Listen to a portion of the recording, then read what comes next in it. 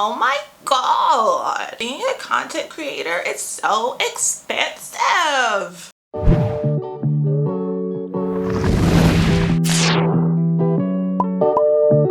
Welcome to therapy.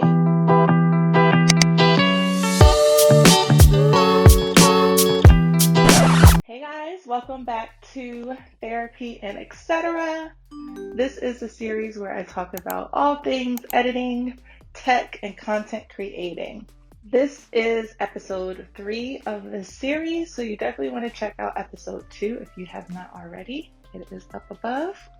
In today's video, I'm going to be sharing with you guys things that I used for my recording or content creating setup back when I first started versus things that I am using currently, and kind of give you an idea about price and maybe different ways that you can make content creating a little bit more cost effective, especially if you're first starting out. It's like I said in that first clip, it can get very expensive, and when you first start off, you probably aren't going to be pulling in or bringing in much money, to be honest. At least I didn't in my experience. I want the purpose of this video to help you prioritize things that make it a lot easier, things that you can hold off on and maybe not need right away versus things that, in my opinion, you do need right away. And as always, feel free to comment down below if you feel like I left something out, or if you feel like there's something that you thought is needed when it comes to content creating early on. So the first thing we're going to talk about is editing programs. When I first started off creating content, I actually had to invest in an editing program because I have a Windows computer.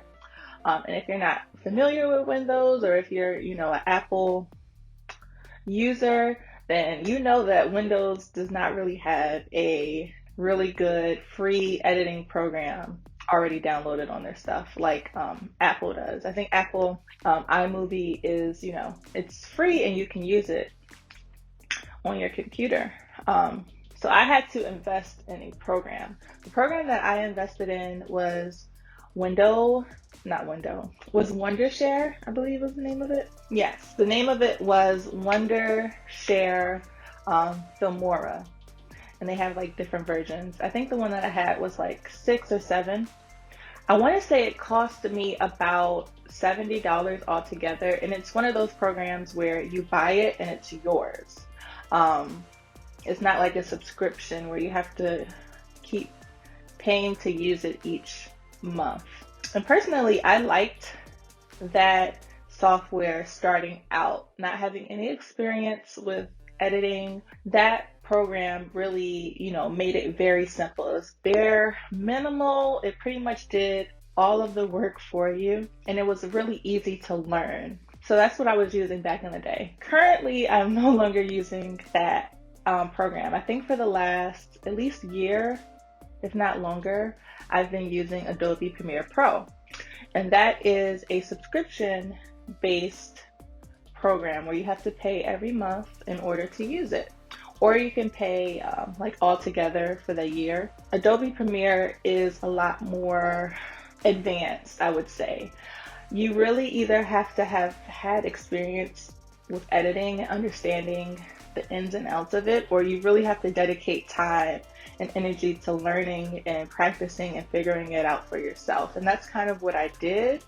Because Filmora or Wondershare, it was really basic and I couldn't figure out how to do different edits that I wanted to on there.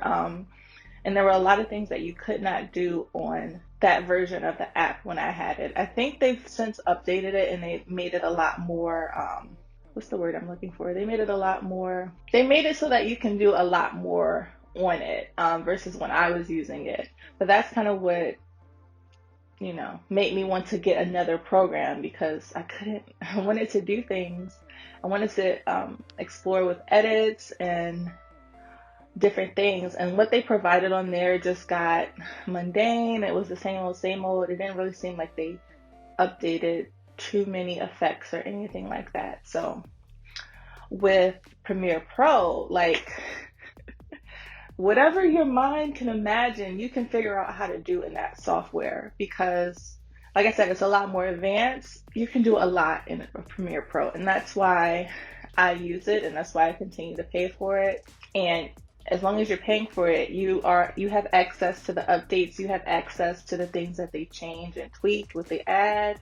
So you have access to all of that. Whereas with Filmora, because you paid a base price, if you want to update it, if you want to get access to the newer things, you have to pay again. In my opinion, I think it's worth it. I think it's worth it just from the ability to be able to create whatever it is that you want and how you want it to look with little restrictions. You can pretty much do whatever you want.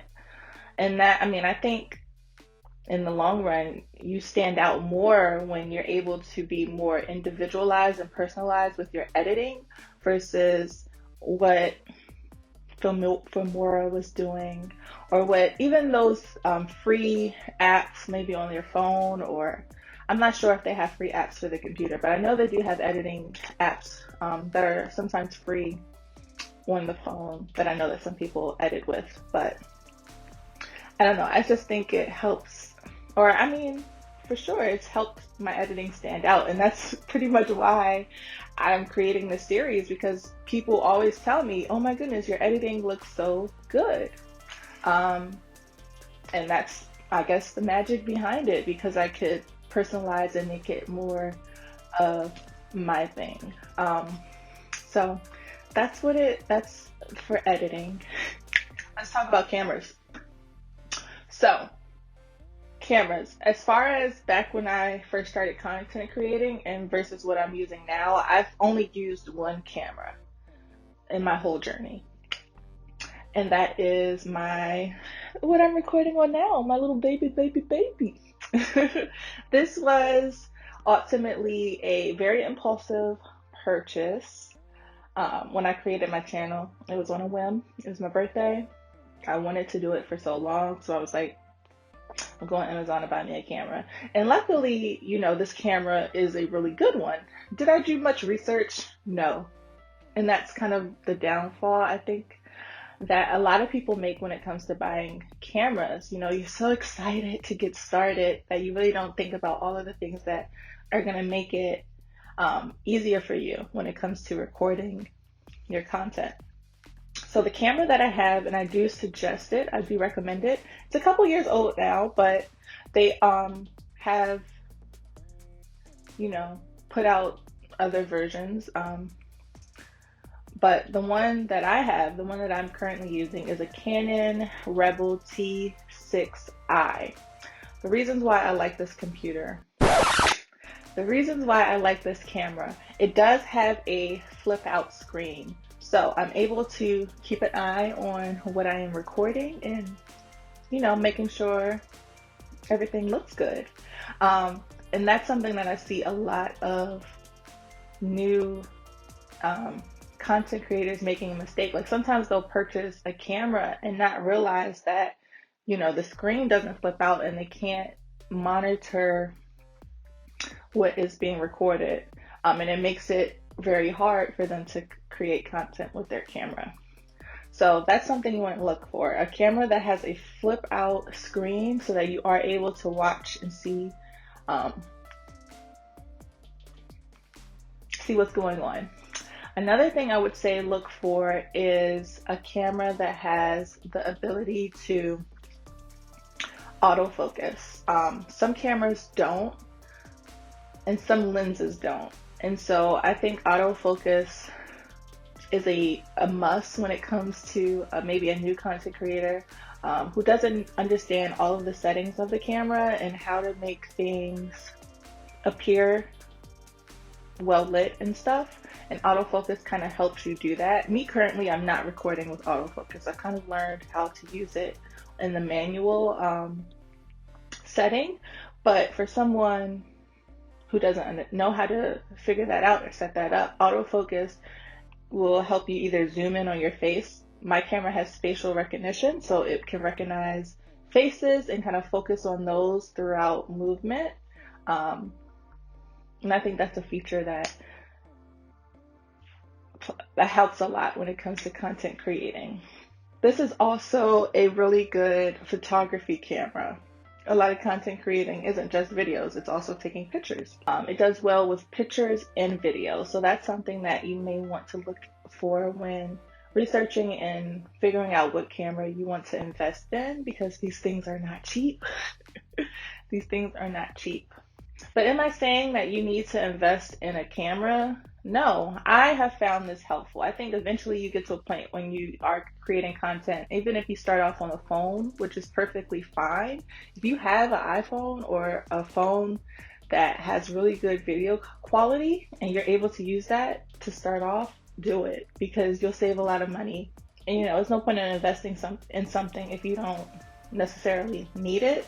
Me personally, I did have the means to buy a camera, so that's what I did. So yeah, I think that's everything I wanted to say about cameras.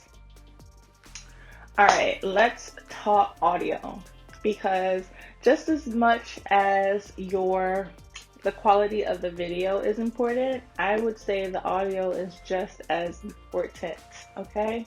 And that's something that I'm still struggling with, trying to figure out my audio situation.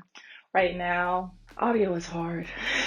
When I first started off, I was using the audio that just came from the camera when recording. And the downside is, if your camera is placed far away from you, your audio is going to be very low. And I think that is a struggle that I had in the beginning. My audio was really low. I had no way of really increasing the sound of it, the volume of it, with the editing program that I was using initially. And like I said, it's hit or miss depending on how your setup is. Eventually, I invested in one of these little clip-on mics it had a really long cord, and that you plugged into the camera. And I'm going to tell you straight out, that thing was trash. I do not recommend it. Don't waste your money. It's only $10. Sometimes they're $20. It's not worth it. It didn't work. There would be times that I was recording and I'm talking and I'm doing whatever, and I go to edit and the dang old mic didn't pick anything up. Eventually, I got one of the mics that sit on top of the camera, and I've been using that for at least a year now. And that also is hit or miss. Sometimes the quality of that is horrible. I think in episode 2, it was bugging me. I could not figure out how to edit it out, but that white noise sound in my audio was driving me crazy. And I think that's the downside to this mic. It might be time to invest in another one, which I've been doing my research, and I'll let y'all know about that when I figure that out. But another option that you can do, it is a little bit more tedious, and sometimes you have to line up the video with the separate audio, but sometimes I use the recorder on my phone for audio. That way I can place it a lot closer to me. Like if I'm working and doing my hair, I can set the phone right there and it's gonna just, pick up my voice very clear.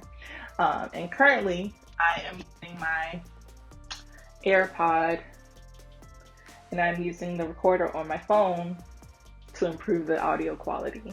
So those are options. I guess the most cost effective would be the mic that sits on top. I think mine is a cheap version. I feel like this one was $20. I could have invested in a better quality one, and maybe I will, but that's what I'm using now. So I thought I'd share it with you guys.